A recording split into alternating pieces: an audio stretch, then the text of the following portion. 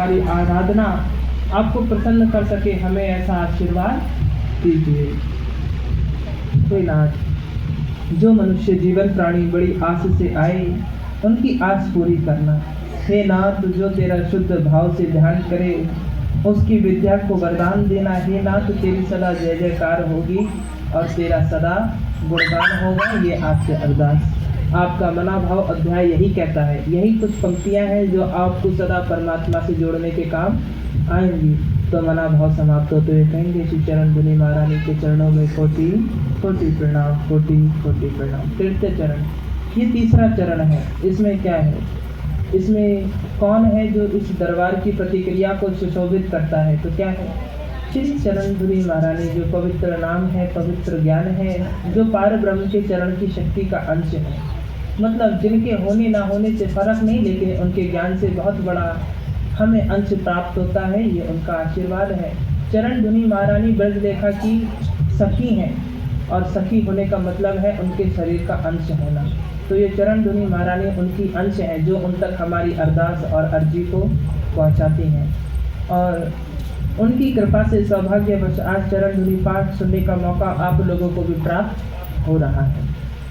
प्राप्त हुआ श्री चरण धुनी महारानी पवित्र वाणी वचन देती हैं। ध्यान से सुनिएगा, ये पवित्र चरण धुनी महारानी के वचन हैं, उनकी सखी के वचन हैं। वो क्या कहती हैं? जो मेरे पाठ का गायन करता है वह कभी दुखी नहीं रहता। मतलब कि चरण धुनी महारानी जो भी गाई जाती हैं उनके यहाँ कभी भी कलेश नहीं रहता है। कलेश कैसे नहीं रहता?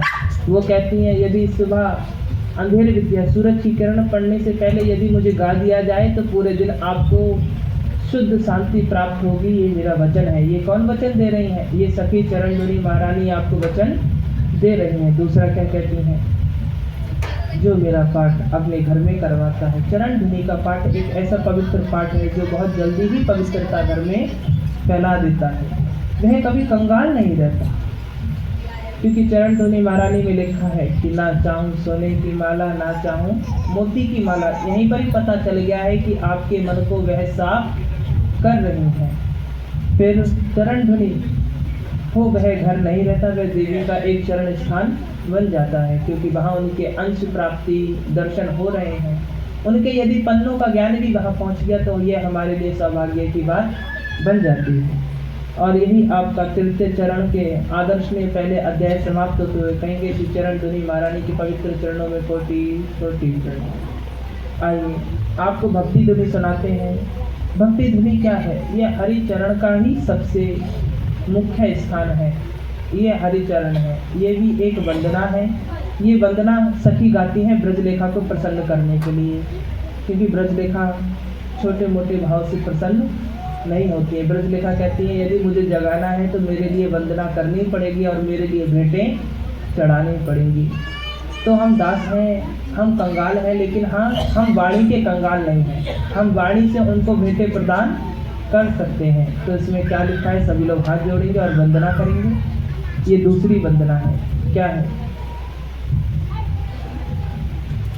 हरि भक्ति करते करते छूटे मेरे प्राण। हरि भक्ति करते करते छूटे मेरे प्राण। जन्म जन्म रहे तेरा बस मुझको ये ध्यान। जन्म जन्म रहे तेरा बस मुझको ये ध्यान। हरि भक्ति करते करते छूटे मेरे प्राण। हरि भक्ति करते करते छूटे